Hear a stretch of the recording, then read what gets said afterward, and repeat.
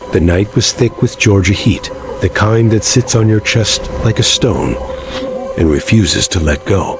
It was past midnight in the summer of 1791 when the women moved.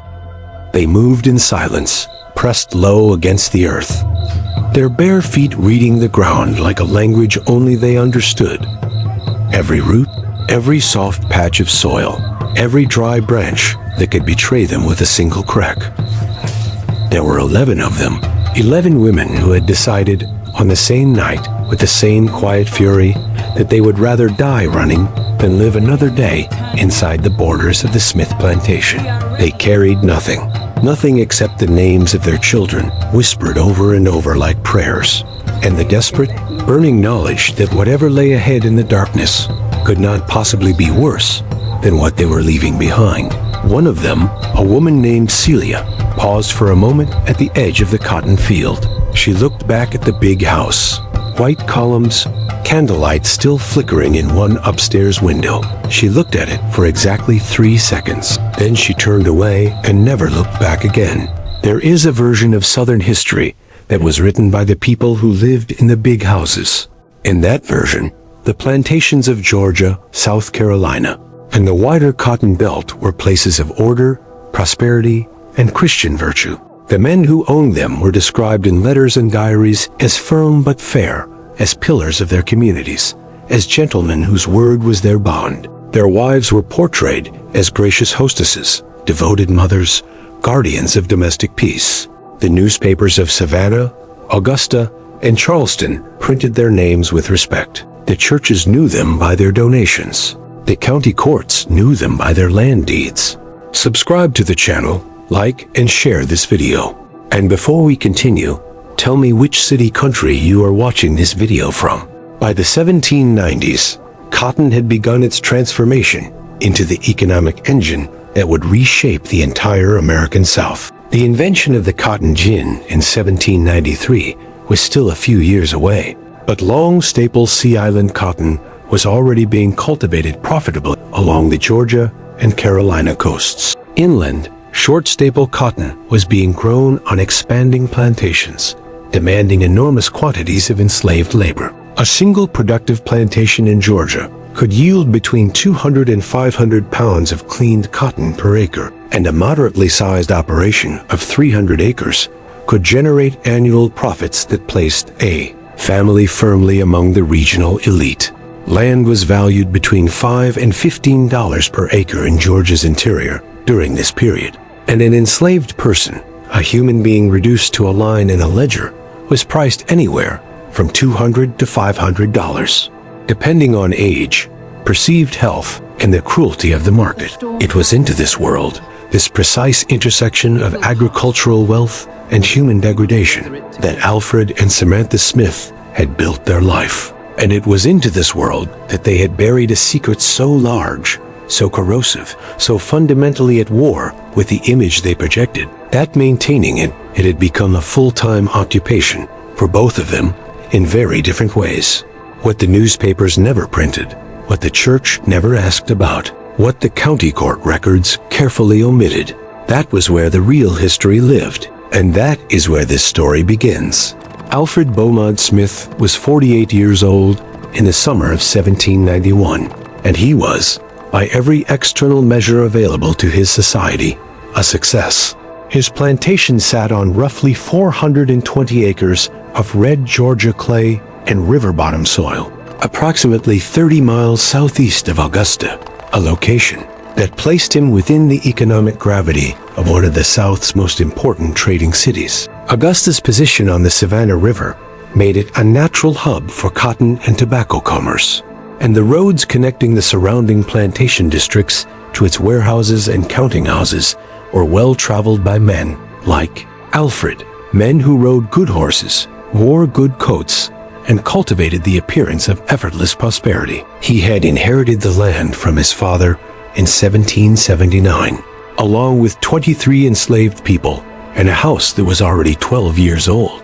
In the intervening years, he had expanded the enslaved population to 61, increased the cultivated acreage by nearly 200, and rebuilt the main house into a structure that announced, to anyone who saw it from the road that the Smiths were not struggling. 2 stories, white painted wood, 4 columns across the front porch, a separate kitchen house, a smokehouse, a barn, an overseer's cabin, and the slave quarters, a row of low wooden structures set far enough from the main house that their existence could, on certain days, be almost forgotten by those who did not have to live in them.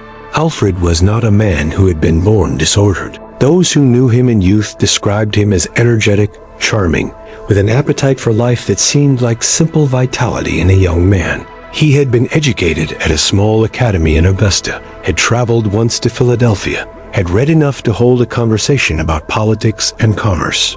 He married Samantha Hartley in 1779, the same year he inherited the plantation.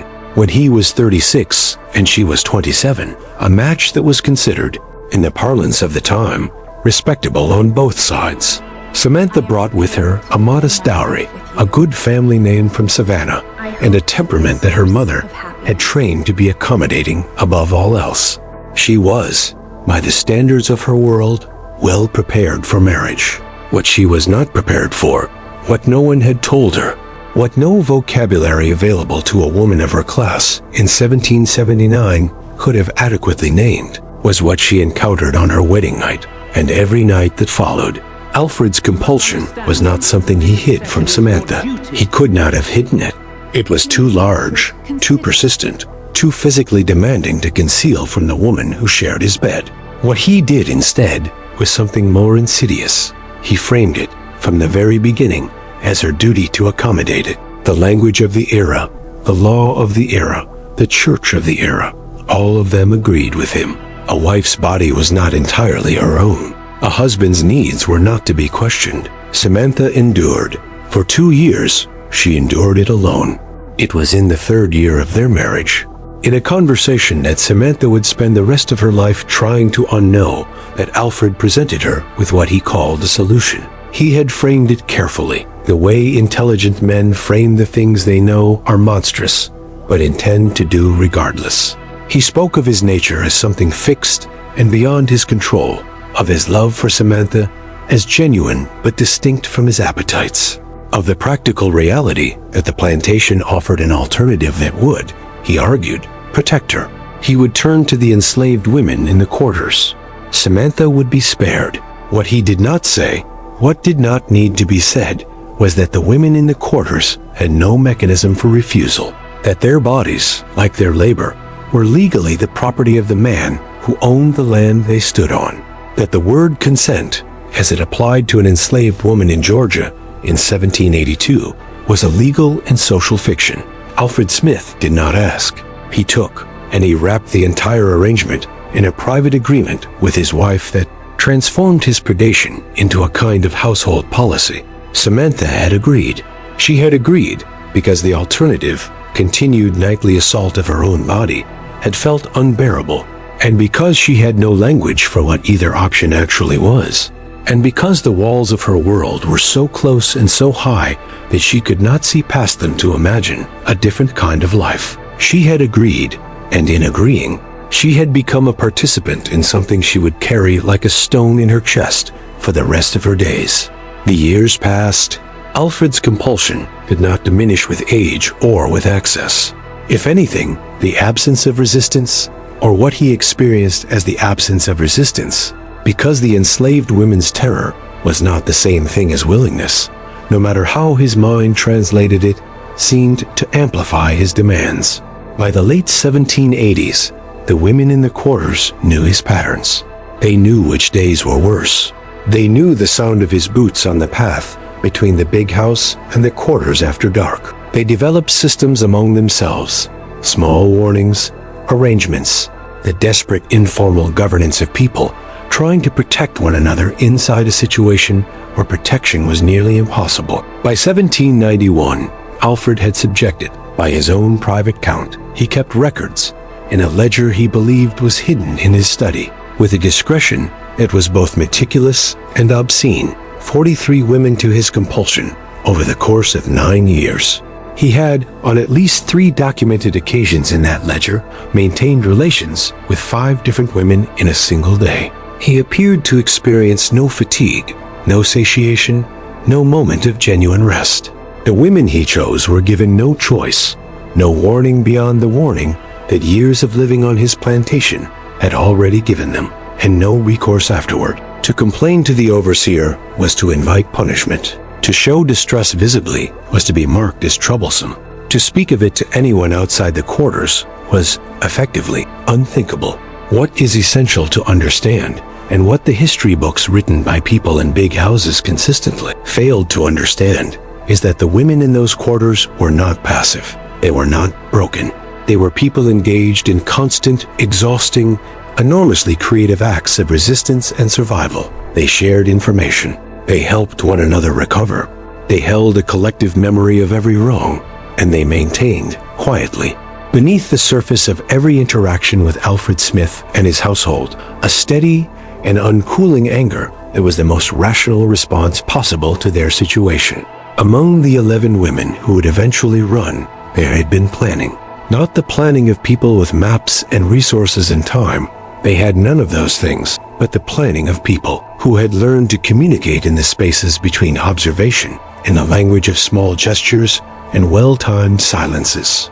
They knew the geography of their imprisonment with the intimacy that only captivity produces. They knew where the river ran, and they knew that the river ran north and east. They knew which nights the overseer drank heavily. They knew the cycles of the dogs.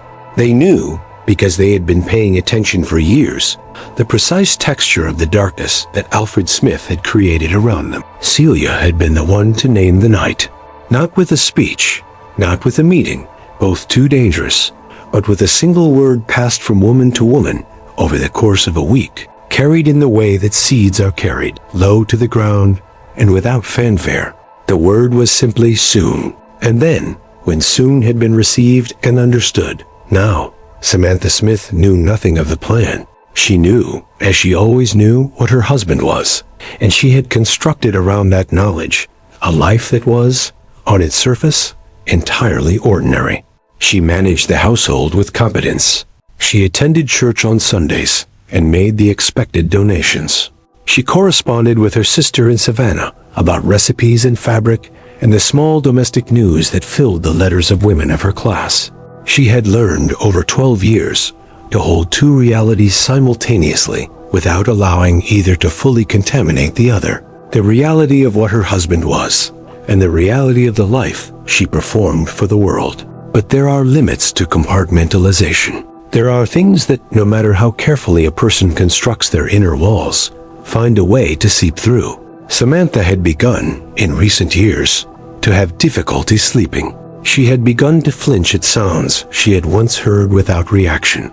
The sound of boots on the path at night, the particular silence that fell over the quarters when Alfred walked through them. She had developed headaches that her doctor attributed to the Georgia heat and prescribed willow bark for.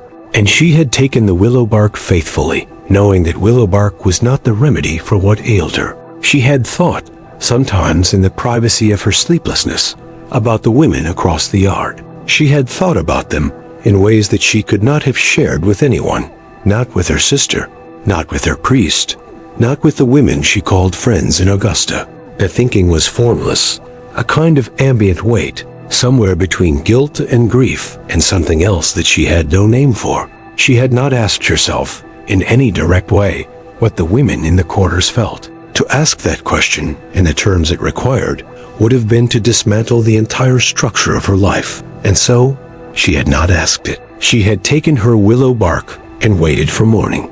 The morning after the 11 women ran was the loudest morning the Smith plantation had ever known. The overseer's voice carried across the fields before dawn. The dogs were running.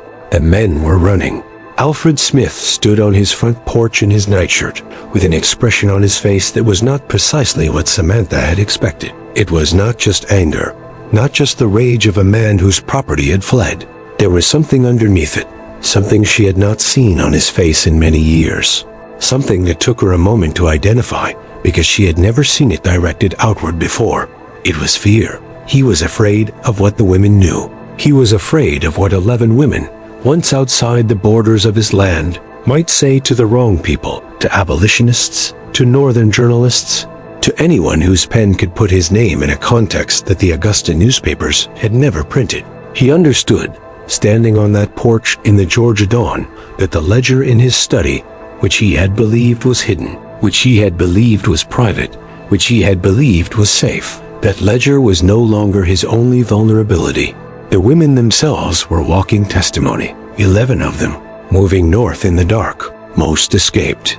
The historical record, fragmentary, incomplete, filtered through the accounts of those who had every reason to obscure it, suggests that just of the 11 women from the Smith plantation were never recaptured. 3 were caught within a week, brought back, and punished in the ways that the law of Georgia in 1791 permitted, which were many and terrible. 1 was never accounted for, her fate genuinely unknown, which means, in the calculus of that era, that she was either free or dead, and in either case beyond the reach of Alfred Smith. The ledger was found not by abolitionists or journalists, but by Samantha herself. 6 weeks after the escape, during a search of her husband's study that she had never consciously decided to conduct, but found herself conducting one afternoon when Alfred was in Augusta at the cotton factor's office.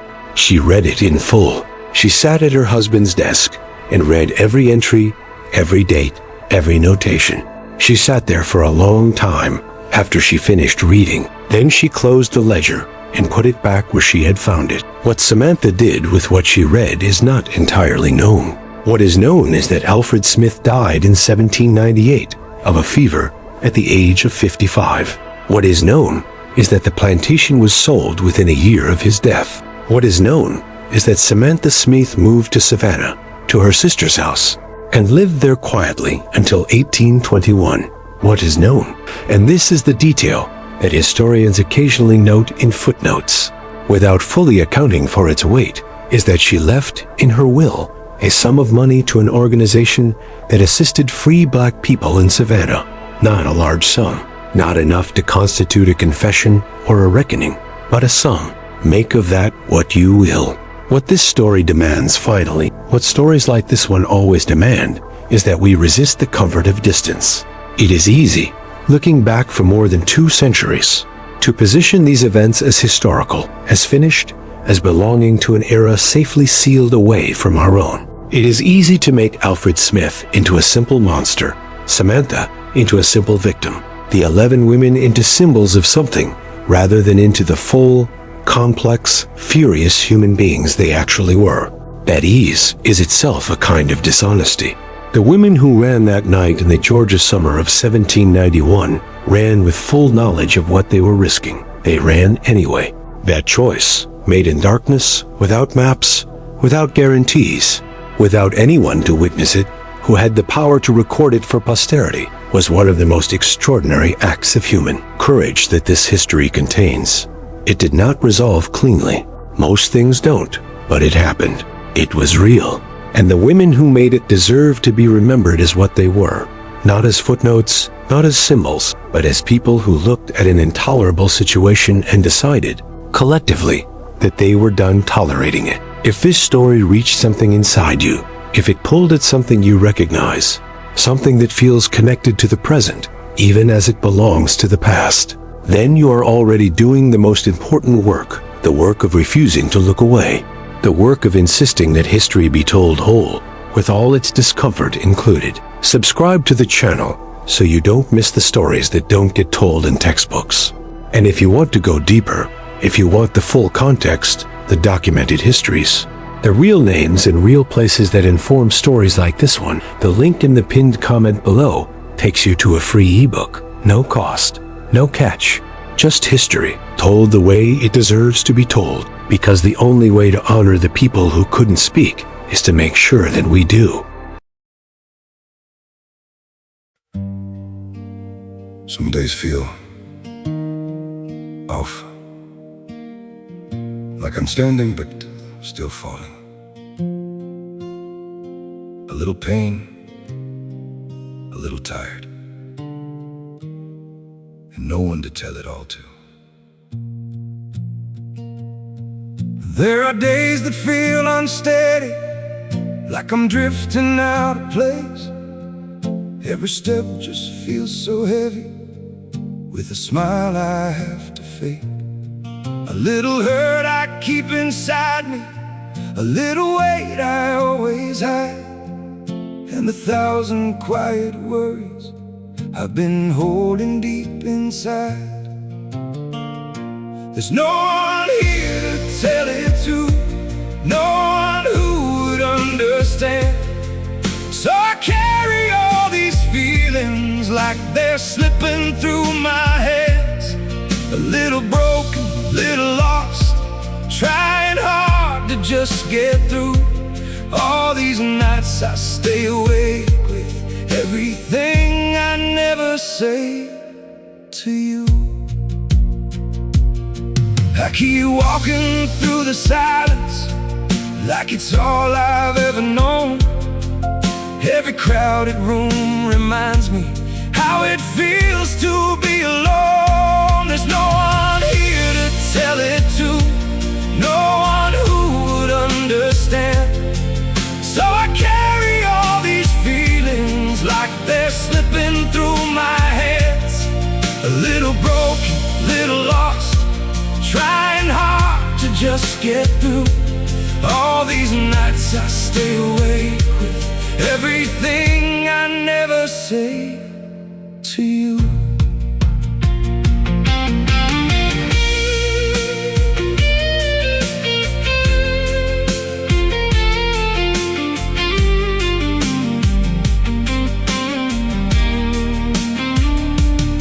Maybe one day I'll be stronger, maybe I'll learn how to speak, but for now I keep it buried in the parts of me too weak. There's no one here to tell it to, no one who would understand. So I carry all these feelings like they're slipping through my hands.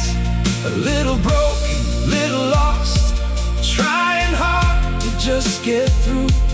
All these nights I stay awake with everything I never say to you.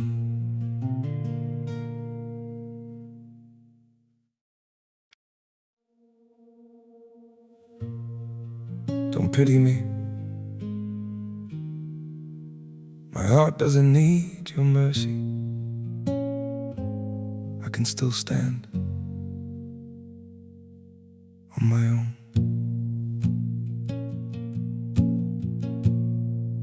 I was broken by your leaving, fell deeper than I thought I would, but pain has taught me how to heal now and survive what once I couldn't.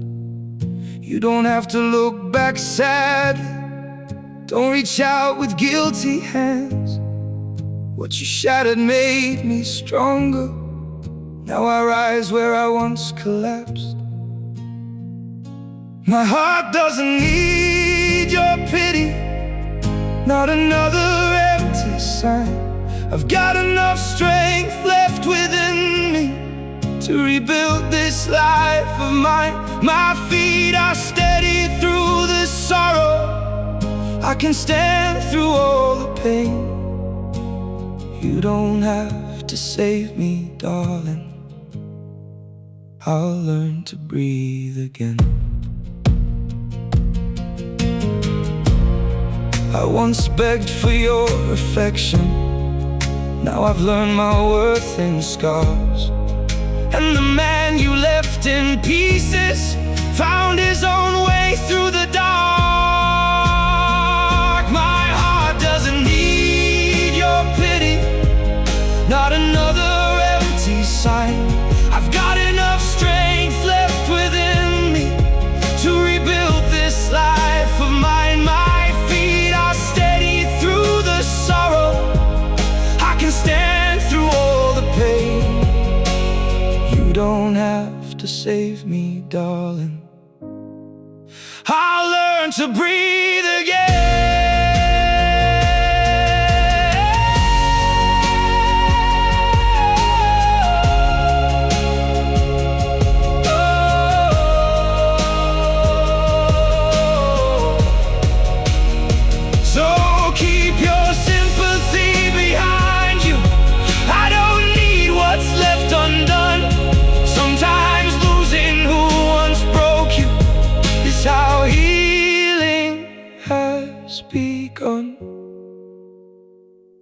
My heart doesn't need your pity, not another empty sign. I've got enough strength left within me to rebuild this life of mine. My feet are steady through the sorrow. I can stand through all the pain. You don't have to save me, darling. I'll rise alone again.